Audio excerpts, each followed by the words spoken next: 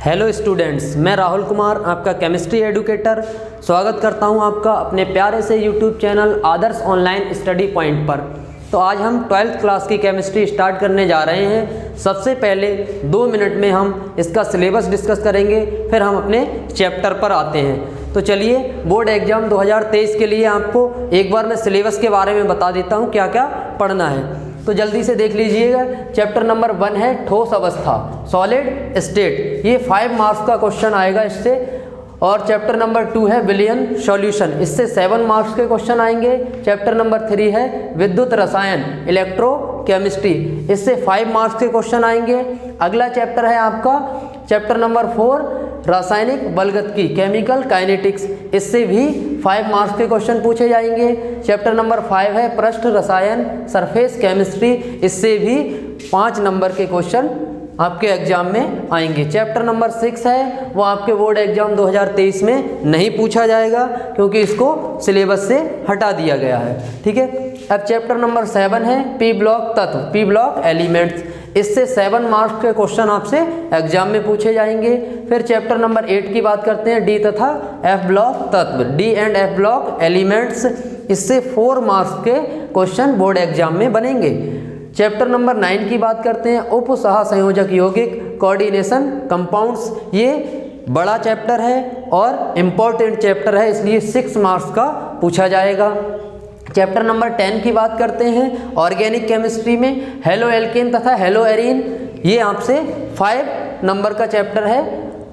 इसके बाद चैप्टर 11 की बात करते हैं एल्कोहल, फिनॉल तथा ether, alcohol, phenol and ether, ये भी 5 मार्क्स का चैप्टर है आपके सिलेबस में। फिर चैप्टर नंबर 12 की बात करते हैं एल्डिहाइड, कीटोन तथा कार्बोक्सिलिक अम्ल, ये आपके एग्जाम में 6 मार्क्स के इससे क्वेश्चन पूछे जाएंगे। फिर चैप्टर नंबर 13 की बात करते हैं एमीन, एक छोटा सा चैप्टर है और 4 मार्क्स के क्वेश्चन बोर्ड एग्जाम में आते हैं। फिर चैप्टर नंबर 14 की बात करते हैं जैव अणु, ये एक ऐसा टॉपिक है, ऐसा चैप्टर है जिसमें टॉपिक रिपीट होते हैं।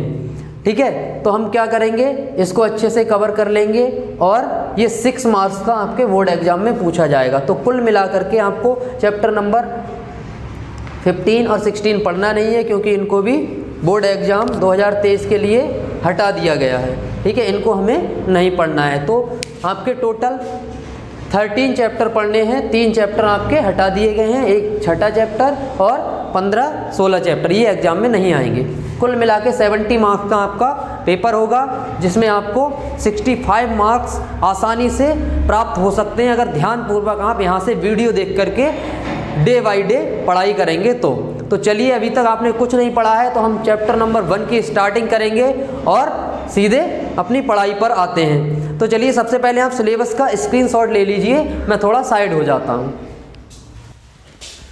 तो चलिए, आज हम अपना first chapter solid state start करते हैं।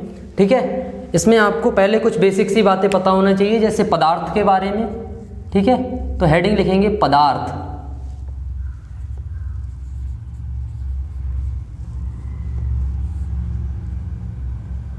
ठीक है, पदार्थ के बारे में जानेंगे सबसे पहले।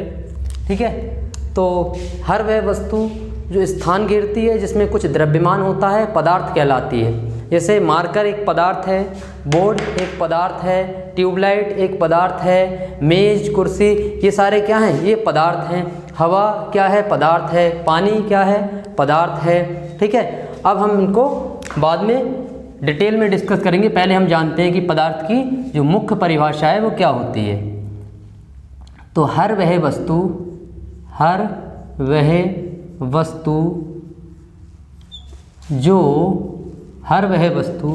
जो स्थान घेरती है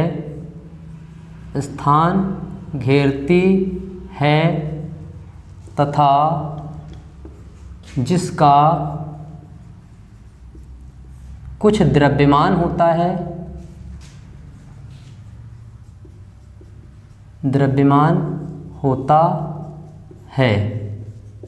पदार्थ कहलाती है।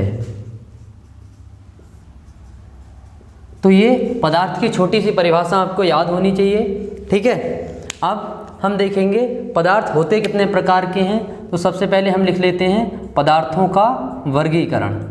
पदार्थों का वर्गीकरण।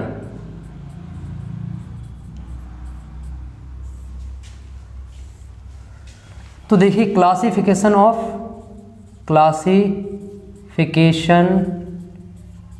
ऑफ मैटर, पदार्थ है उसका वर्गीकरण हम कैसे करते हैं। तो चलिए जानते हैं।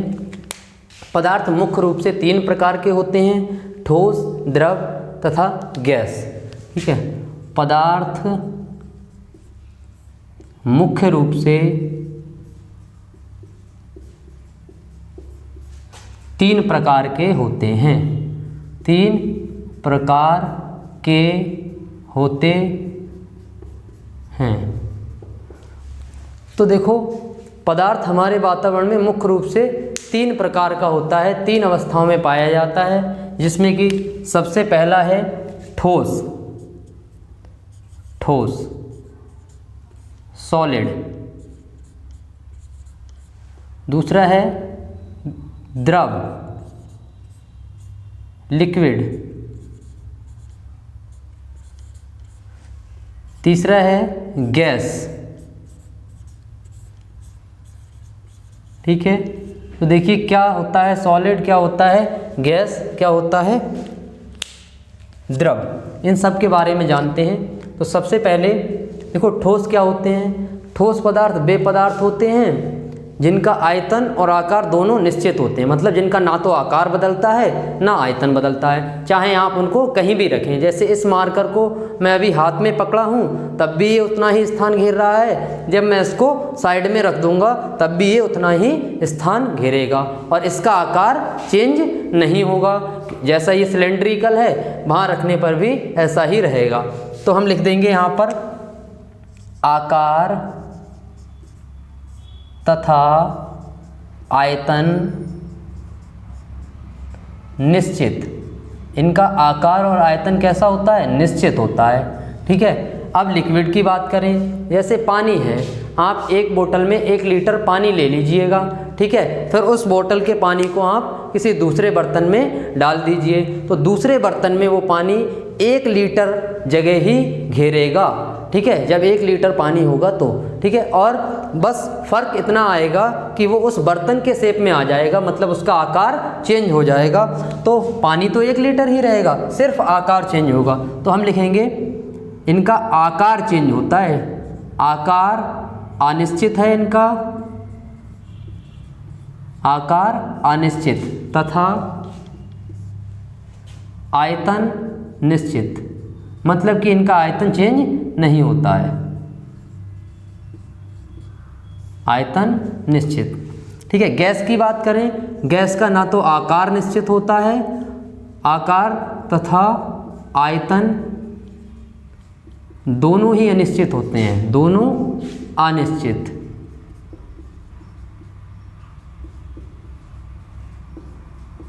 ठीक है, ना आकार इनका निश्चित होता है ना आयतन। अब कैसे, जैसे मान लीजिए एक सिलेंडर में गैस भरी हुई है, तो वो सिलेंडर का आकार घेरे हुए है और सिलेंडर का ही आयतन घेरे हुए है। सिलेंडर के शेप में है अंदर और सिलेंडर का उसमें आयतन है। अब आप उस गैस को इस रूम में छोड़ दीजिएगा तो वो गैस इस रूम का आकार ले लेगी, साथ ही साथ इस रूम का आयतन भी घेर लेगी। तो आकार और आयतन दोनों इसमें चेंज हो जाते हैं। अब बात करते हैं एक नोट पॉइंट पर। एक नोट लिखिएगा। देखिए इस नोट में मैं आपको क्या बताऊंगा बेटे, ये 3 अवस्थाएं हैं, ठोस, द्रव तथा गैस। इनके अलावा भी 2 और अवस्थाएं होती हैं, उनके बारे में थोड़ी बात कर लेते हैं। तो इन 3 अवस्थाओं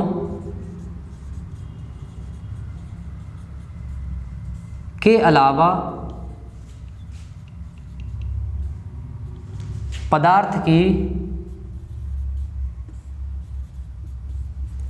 2 अन्य अवस्थाएं भी पाई जाती हैं, अन्य अवस्थाएं भी पाई जाती हैं। ठीक है, कौन कौन सी होती हैं? 3 तक तो हमने पढ़ लिया, नंबर 4 पे चलो हम बात करते हैं प्लाज्मा। आपने प्लाज्मा के बारे में ज़रूर सुना होगा। प्लाज्मा बहुत ही ज़्यादा टेम्परेचर पर मिलने वाली पदार्थ की अवस्था है। और पांचवी जो पदार्थ की अवस्था होती है वो होती है Bose Einstein condensate. Bose Einstein condensate, जिसको शॉर्ट में BIC भी कहा जाता है, बोस आइंस्टीन कंडेंसेट। तो पदार्थ की दो अन्य अवस्थाओं के सिर्फ आपको नाम याद रख लेना है, ठीक है। अब हम बात करते हैं, अपने चैप्टर पर आते हैं। हमारा चैप्टर है सॉलिड, ठीक है। तो हम ठोस की बात करते हैं। अब हम लिखेंगे ठोस पदार्थ। ठोस पदार्थ तो क्या होते हैं ठोस पदार्थ? वैसे मैंने आपको बता दिया है यहाँ पर, आकार तथा आयतन निश्चित। तो इसमें लिखेंगे वे पदार्थ जिनका आकार तथा आयतन निश्चित होता है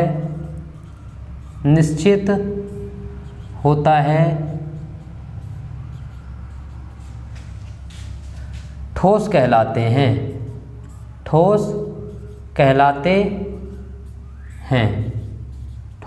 कहलाते हैं। अब देखिए, ये ठोस होते हैं दो प्रकार के। कितने प्रकार के?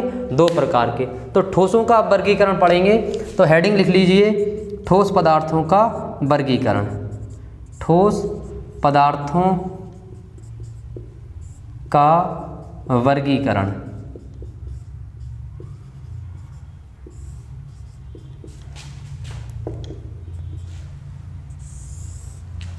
तो देखिए, अवयवी कणों के आधार पर ठोस पदार्थों को दो भागों में बांटा गया है।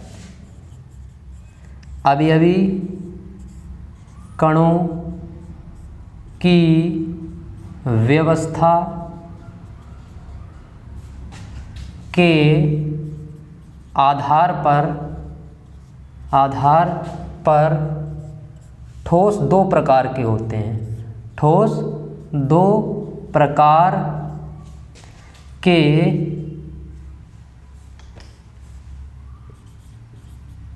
होते हैं, ठीक है। अब अवयवी कणों की व्यवस्था के आधार पर ठोस दो प्रकार के होते हैं। दो में से पहला है फर्स्ट क्रिस्टलीय ठोस। क्रिस्टलीय ठोस, ठीक है, क्रिस्टलीय ठोस। और दूसरा है सेकंड नंबर पे अक्रिस्टलीय ठोस। अक्रिस्टलीय ठोस,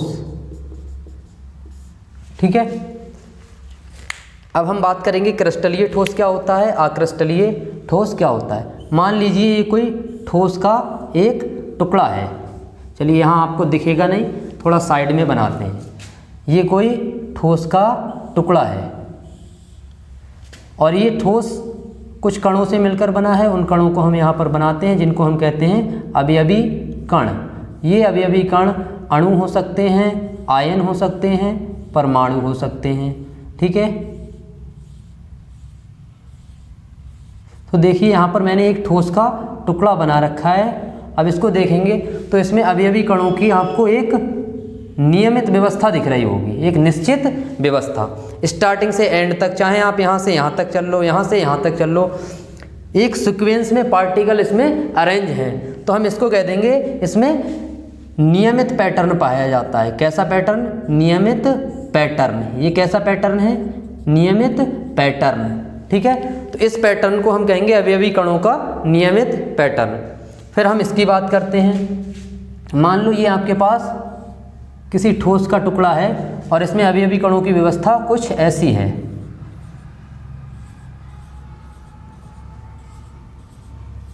देखिए, तो इसमें क्या हुआ कि जो अवयवी कण हैं उनकी कोई निश्चित व्यवस्था नहीं है। देखो, स्टार्टिंग से यहाँ तक जाओगे तो कुछ दूर तक तो अवयवी कण अच्छे से व्यवस्थित थे। फिर दूसरी लाइन में देखो और पूरे ठोस में देखो अवयवी कणों की व्यवस्था जो है वो बिगड़ चुकी है। इसलिए हम इसको कहेंगे अनियमित पैटर्न। तो इनमें कैसा पैटर्न पाया जाता है? अनियमित पैटर्न। ठीक है, इस पैटर्न को कहेंगे अनियमित पैटर्न। तो देखिए, वे ठोस जिनमें अवयवी कणों का नियमित पैटर्न पाया जाता है वो कहलाते हैं क्रिस्टलीय ठोस, और वे ठोस जिनमें अवयवी कणों का कोई निश्चित या नियमित पैटर्न नहीं होता है उनको कहते हैं अक्रिस्टलीय ठोस। तो जल्दी से आप स्क्रीनशॉट ले लीजिए, फिर मैं आपको क्रिस्टलीय और अक्रिस्टलीय ठोस के बारे में डिटेल में समझाता हूँ। चलिए अब हम पढ़ते हैं क्रिस्टलीय तथा अक्रिस्टलीय ठोस के बारे में। सबसे पहले देखिए, इनकी संरचना निश्चित ज्यामिति वाली होती है। क्रिस्टलीय ठोस जो होते हैं उनकी संरचना निश्चित ज्यामिति वाली होती है। जैसे आप नमक को देखोगे, शक्कर को देखोगे, चीनी का जो एक एक दाना है वो किसी एक निश्चित शेप में होता है। ऐसे हीरे की एक संरचना होती है। ठीक है, तो इनकी एक फिक्स ज्यामिति होती है, इनकी कोई निश्चित ज्यामिति नहीं होती है। इनकी आंतरिक संरचना में कणों की एक निश्चित व्यवस्था पाई जाती है, जो कि मैंने आपको अभी बताया था कि कणों की एक निश्चित व्यवस्था पाई जाएगी, और इसमें कणों की कोई निश्चित व्यवस्था नहीं पाई जाती है। इसमें कण किसी भी व्यवस्था में होते हैं। ठीक है, ये वास्तविक ठोस होते हैं। जो क्रिस्टलीय ठोस होते हैं इनको कहते हैं वास्तविक ठोस। ये रियल ठोस होते हैं। इनको आभासी ठोस या अतिशीतित द्रव कहा जाता है। अतिशीतित द्रव होते हैं जो बहुत ही ठंडा तापमान करके इनको बनाया जाता है, ऐसे द्रव। जैसे आप बहुत साल पुरानी बिल्डिंग्स में जब कांच के विंडो को देखते हैं तो उनके शीशे ऊपर से हो जाते हैं पतले और नीचे से हो जाते हैं मोटे, तो कांच में बहने का गुण पाया जाता है। ठीक है, और जो ऊपर से नीचे की तरफ होता है। इसका मतलब ये नहीं है कि आपने कल लगाया कांच और आज बह जाएगा, तो इसमें बहने की प्रक्रिया बहुत ही धीमी गति से होती है, पर होती तो है। ठीक है, अब हम बात करेंगे, ये विषमदैशिक होते हैं, ये समदैशिक होते हैं। विषमदैशिक का मतलब है इनको आप किसी भी दिशा से देखोगे, अलग अलग दिशाओं से देखोगे, तो इनको अलग अलग दिशाओं से देखने पर आपको स्थिति अलग अलग नज़र आएगी, चेंज। ये इनको आप किसी भी दिशा से देख लो समान दिखेंगे। समान मतलब अवयवी कणों की एक जैसी व्यवस्था दिखेगी, बिगड़ी हुई व्यवस्था। ठीक है, फिर इनकी गलन ऊष्मा निश्चित होती है, इनकी कोई निश्चित गलन ऊष्मा नहीं होती है। ठीक है, एग्जाम्पल में देखेंगे, जैसे नमक क्रिस्टलीय ठोस है, शक्कर क्रिस्टलीय ठोस है, हीरा, क्वार्ट्ज, कॉपर, ये क्या है? ये सभी हैं क्रिस्टलीय ठोस। और इसमें देख लेते हैं, इसमें कोल मतलब कोयला, संश्लेषित बहुलक आदि क्या हैं? आदि हैं आपके अक्रिस्टलीय ठोस। ठीक है, इसमें आप और भी लिख सकते हैं, शीशा, जैसे अभी मैंने आपको बताया कांच, तो इसमें शीशा भी लिख सकते हैं। शीशा कैसा है? एक अक्रिस्टलीय ठोस है। ठीक है, तो अब हमने क्रिस्टलीय और अक्रिस्टलीय ठोस के बारे में जान लिया है। अब हम एक नया टॉपिक पढ़ेंगे जो कि यहाँ आया भी है, विषमदैशिक और समदैशिक। तो नई हेडिंग लिख लीजिए, समदैशिकता। समदैशिकता। इसको कहते हैं आइसोट्रॉपी। आइसोट्रॉपी, ये आइसोट्रॉपी क्या होती है थोड़ा इसके बारे में जान लीजिए। तो चलो लिखते हैं, अक्रिस्टलीय ठोसों में, अक्रिस्टलीय ठोसों में, अक्रिस्टलीय ठोसों में भौतिक गुण, भौतिक गुण, अक्रिस्टलीय ठोसों में भौतिक गुण, देखो जैसे कौन कौन से भौतिक गुण? वैद्युत चालकता, ऊष्मा चालकता, ऊष्मा चालकता। ऊष्मा चालकता के बाद आ जाते हैं हम अपवर्तनांक और यांत्रिक शक्ति। अपवर्तनांक, यांत्रिक शक्ति, ये अक्रिस्टलीय ठोसों के भौतिक गुण होते हैं। वैद्युत चालकता, ऊष्मा चालकता, अपवर्तनांक, यांत्रिक शक्ति, ये जो होते हैं इनमें सभी दिशाओं में समान होते हैं। सभी दिशाओं में समान होते हैं। सभी दिशाओं में समान होते हैं। सभी दिशाओं में समान होते हैं, तो इसको कहते हैं समदैशिकता, आइसोट्रॉपी। तो ये कैसे होते हैं? ये समदैशिक होते हैं। तो हमने यहाँ समदैशिकता को स्पष्ट किया है। फिर हम अब देखेंगे विषमदैशिकता। विषमदैशिकता, विषमदैशिकता जिसको कहते हैं एनआइसोट्रॉपी। देखिए इसके बारे में थोड़ा सा जानते हैं। देखिए क्रिस्टलीय ठोसों में भौतिक गुण सभी दिशाओं में एक जैसे नहीं होते हैं। क्रिस्टलीय ठोसों में भौतिक गुण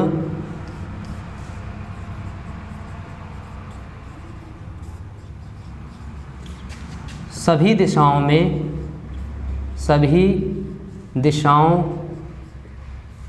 में एक जैसे नहीं होते हैं, एक जैसे नहीं होते हैं।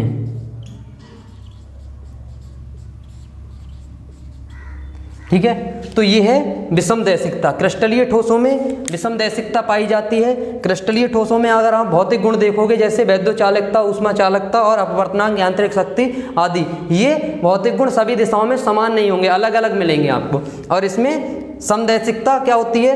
अक्रिस्टलीय ठोसों में भौतिक गुण वैद्युतचालकता, ऊष्माचालकता और अपवर्तनांक, यांत्रिक शक्ति सभी दिशाओं में समान मिलेंगे आपको, आप कहीं पर भी किसी भी दिशा से देखेंगे तो ये 2 पॉइंट इंपॉर्टेंट थे, मैंने आपको बता दिया। वीडियो की लेंथ ज़्यादा ना हो इसलिए इस चैप्टर को अगली वीडियो में कंटिन्यू करेंगे। वीडियो में बने रहने के लिए धन्यवाद।